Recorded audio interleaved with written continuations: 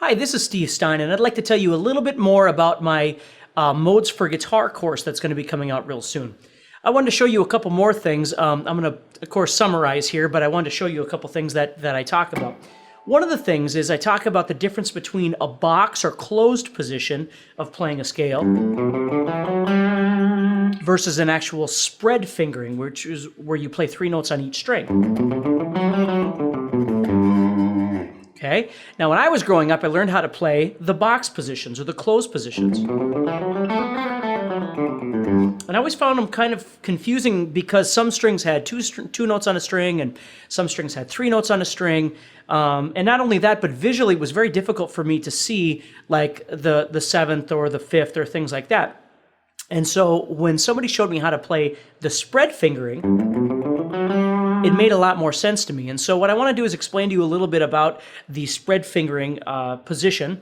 I'm playing in the key of G major or G Ionian right now. And what I want to do is I want to show you, first of all, the symmetry of learning how to play a 3-note per string position. So first of all, let me play it for you here.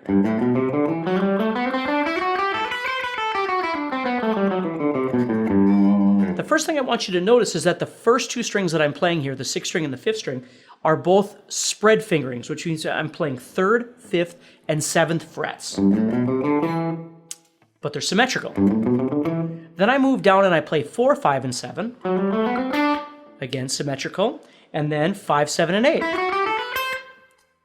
So in my mind, that was way easier to play because I could memorize it a lot easier. I didn't forget which ones had 2 strings or 3 strings. I could just memorize the whole thing. Again, everybody's different. It just made more sense in my head.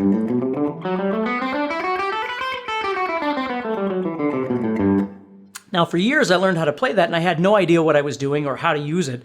So when it came time to actually solo over things, I never used it for anything. I would just use pentatonic. So it wasn't until I first started learning to actually look at what was happening with this scale position on my guitar. So for instance, 1, 2, 3, 4, 5, 6, 7, 1. Okay, those aren't only numbers, they're referring to the notes of a chord, for instance. So if I wanted to play a chord, most chords are built off of root, 3rd, and 5th. So if I went 1, 2, 3, 4, 5, I could see root and 3rd and 5th right there in my position. Now, equally as important, not only the root, 3rd, 5th, I could see everything else. I could see the 2nd. More importantly for me, the 4th. Okay, the 6th, the 7th.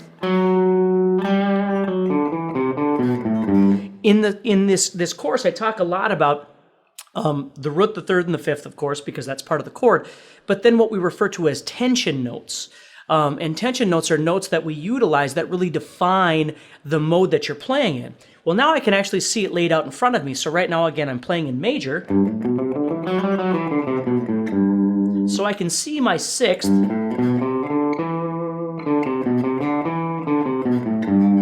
Okay, I can see my 4th. And of course, my major 7th. So as I'm soloing over something, of course, I've got my root, 3rd, 5th, and my root that I could utilize, but now I can see